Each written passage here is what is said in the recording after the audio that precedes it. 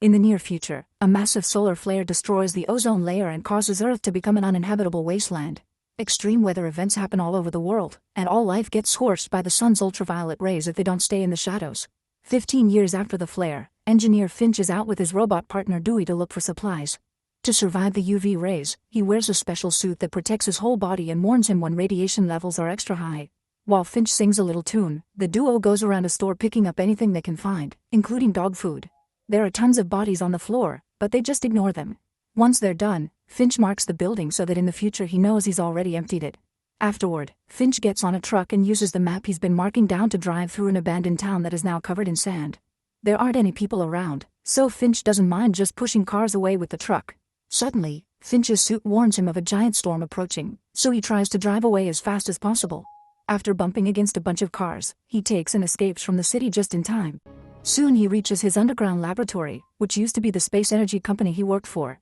The storm is getting closer, but Finch drags Dewey away and moves fast to enter the building before they get blown away.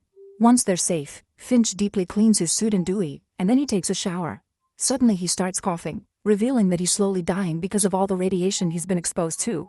After everything is safely cleaned, Finch enters the area he's transformed into an apartment and is warmly welcomed by his dog Goodyear. After they share lots of hugs and kisses, Goodyear eats the dog food Finch found, but Finch himself only has a drink because his supplies are running low. He puts today's bounty in the fridge and can't help staring at a peach can, but he reminds himself to save it for a special moment. Afterward, Finch works on his main project, making a humanoid robot that will take care of Goodyear after he's gone. A robot arm grabs all the books from the library and feeds them into a scanner, which uploads all the knowledge into a database Finch will use for the robot's mind. He only pauses his work to throw a ball for Goodyear, who happily brings it back for more. Later in the evening, Finch reads a book about radiation and gets upset when he realizes how little time he has left. Instead of sleeping, he decides to continue working on the robot to finish it before it's too late. He's almost done with the head and he's missing eyes, so he takes Dewey's and promises to replace them later. When he activates the robot, it's not capable of speaking, but it can nod when Finch asks questions. Finch is incredibly excited and immediately works on fixing the speech issue, which allows the robot to finally talk and causes Goodyear to bark at it. The robot chooses the name Jeff and proves he knows lots of random facts from the books Finch scanned, but he also must obey the directives Finch has programmed for him, like no harming humans. The most important one is the fourth directive, which says he must protect Goodyear after Finch is gone. Suddenly, the power goes out in the building. Finch has to go outside to get the wind turbine working again while Jeff tries to chat with Goodyear, but the dog just pees on Jeff's legs. At that moment, Finch notices an enormous storm approaching, so he rushes back inside and connects Jeff to the weather station. It turns out that 4 different storms will be coming in the next 24 hours and collide into a superstorm that will last around 40 days. There's no way they can survive such a disaster, so Finch decides they have to leave as soon as possible. While finally eating his can of peaches and ignoring his bleeding nose, he looks at his map and notices their only chance is to head west to San Francisco. Then he finishes building Jeff's full body and increases the transfer rate, which isn't ideal because the data will only be at 72%, but they're out of time. The robot body gets connected to the head and Jeff successfully stands up. Finch proceeds to teach him how to walk, which causes Goodyear to bark more. There's a bit of falling, but soon Jeff gets the hang of it. Afterward, Finch packs everything they may need but also brings along his collection of postcards. Dewey keeps bumping into stuff, so Finch uses a security camera to give him new eyes. Then the group gets on an RV and finally takes off. During the trip, they watch how every place around them is a desert now, and Finch tells them about the days of wildflowers and bees. Jeff has a loose piece inside its head, so when they eventually reach a new town, Finch makes a stop to repair him. While Finch works, Jeff looks at the postcard collection and notices that Finch keeps the San Francisco one on a special spot, which apparently was sent by his uncle. Jeff likes the Sydney postcard and wants to go there, but since it's too far, he agrees to be excited about seeing the Golden Gate instead. Once repairs are done, Finch announces they'll go out to look for supplies, and Dewey is disappointed to learn Finch will be taking Jeff this time. As they walk down the street, Finch teaches Jeff all the basics of scavenging, and eventually they find a movie theater. The door is locked with a chain, but luckily Jeff is so strong that he can just pull the door off. Inside, Jeff is amazed to see himself in the mirror for the first time, and Finch is excited to find a bag of popcorn. He takes it outside and opens it to show Jeff that the sun is so strong that it pops all the corn in seconds. Their little moment of fun is interrupted when they notice the storm approaching them. They immediately return to the RV and get out of the city, but the storm is about to catch up to them. Their only choice is to find shelter, so Finch gets Jeff to help him tie the RV down with wires. Finch gets tired quickly because of his illness, thus Jeff sends him back inside while he finishes the job. Goodyear is sent into a cabinet and Finch covers all the windows before calling for Jeff, who puts down the last wire and runs into the RV right before the storm hits the vehicle. The RV shakes like crazy when it gets hit by the storm, and Finch and Jeff do their best to hold on to the furniture while all the wires begin to snap one by one until only one remains. After several minutes of shaking, the storm goes away and the group comes out. Finch notices the last standing wire was the one Jeff put down with his great strength, but he also discovers a tire has been destroyed. They do have a spare tire, and Jeff can just use his strength to lift the RV for Finch to change it. The group spends the night on its spot to rest in peace, and the next morning, they open the solar panels to keep going. Jeff barks back at Goodyear thinking he can learn dog language, so Finch explains to him that it'll take time for Goodyear to trust him. Later, while they're on the road again, Jeff asks what exactly is trust. Finch doesn't know how to explain something so complicated, so instead he shares a story.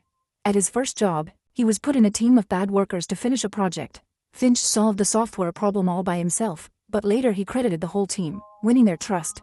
However, Jeff doesn't understand the story, saying Finch's problem was precisely that he hadn't trusted them. Finch starts coughing like crazy, so he stops at a restaurant by the road to have a break. He parks the RV next to the entrance for shade and rushes into the restaurant without the suit, only to start coughing blood. Suddenly he hears some barking and discovers Goodyear refuses to be taken out by Jeff, so Finch has to grab the leash and bring the dog into the restaurant with him after telling Jeff to guard the RV. While Finch tries to have a cute moment with Goodyear, Jeff tries to learn how to use the RV. He manages to play some music and then he tries to drive it, only to accidentally hit a car. Finch notices this and rushes outside, so Goodyear follows him and almost steps under the sun. Luckily Finch stops him just in time. Then Finch scolds Jeff for his actions and makes him bring the RV back, but Jeff ends up hitting the restaurant's column. Furious, Finch puts his hand under the sunlight for a few seconds to prove how badly it burns. He also yells at Jeff, asking him to grow up and reminding him that his priority is to take care of Goodyear. After returning to the road, Finch notices Jeff is down and quiet, so he decides to give him a chance and teach him to drive properly. At first Jeff is quite clumsy and bumps against some rocky formations, but soon he gets the hang of it and drives competently. When night falls, they stop to camp and watch the northern lights, which now can be seen easily because there's no ozone layer. Jeff wonders why they don't drive at night, so Finch explains it's dangerous because starving people attack from the shadows.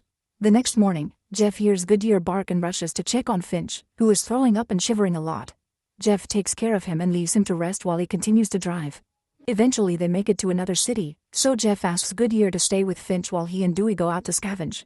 They enter a hospital and look around, but there isn't much, so Jeff asks Dewey to guard the entrance while he searches upstairs. Neither of them notices someone watching from the shadows. Jeff manages to find some medicine and a jacket that he decides to put on. He also opens a cabinet that is full of useful stuff. Downstairs, Dewey finds some food, but when he tries to grab it, he walks into a bear trap that instantly destroys him. Meanwhile, Finch wakes up and discovers his robots are gone. He can guess they're in trouble, so even in his weak state, he suits up and goes after them. He's devastated to find Dewey in such a poor condition and turns him off to stop his suffering. Then he notices someone moving around and gets ready to attack, but it's just Jeff in his new coat. Finch scolds him for not being able to tell this place is a trap. Then they start running as they hear some noises nearby. At the stairs, Finch starts coughing and falls to his knees, but they hear the noises getting closer, so Jeff helps him up and they run out of the building. As soon as they reach the RV, they immediately drive off at great speed, not noticing a car following them. Hours later, after nightfall, Finch finally sees the car chasing them. Since Jeff is driving and can see in the dark, they turn off the headlights, but the car is still following them. Next they try speeding up and Finch notices an underpass ahead, so he steers the RV off the road.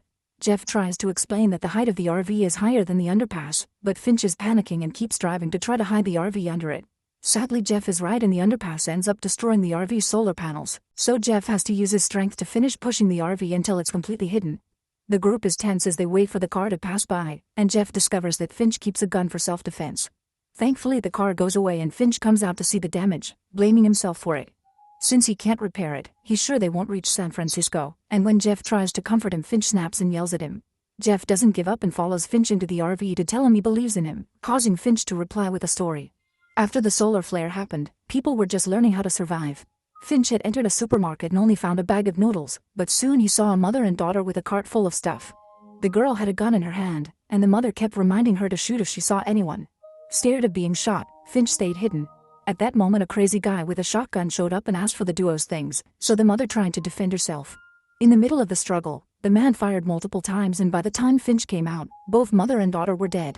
However, he heard a noise and checked the girl's backpack, only to find a terrified little puppy.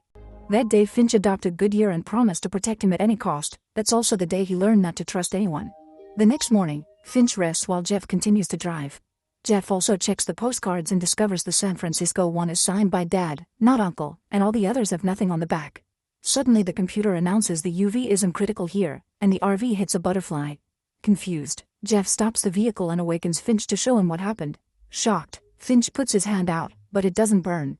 He immediately comes outside and excitedly gets to finally enjoy the warmth of the sun again. He's also surprised to find more butterflies and even a flower nearby. Hours later, as they continue traveling, they see lots of plants growing in the area. To celebrate, Finch puts on his nice suit and stops the RV to have a picnic under the sun. Jeff confesses that last night he saw the group at the bridge, which excites Finch because it means Jeff is dreaming. Next, Jeff asks Finch why he lied about the postcard, so Finch shares a new story. When he was a kid, his mom told him his dad had Viking blood in him, and Finch shows Jeff a picture of a Viking funeral. His father left before Finch was born because he was an engineer who built bridges and traveled a lot for contracts. Finch never had contact with him until his 15th birthday, when he received the postcard out of the blue. His father wrote he hoped to meet his son one day, and Finch bought this fancy suit for the reunion. Unfortunately, he never heard from his dad again, but he started his postcard collection.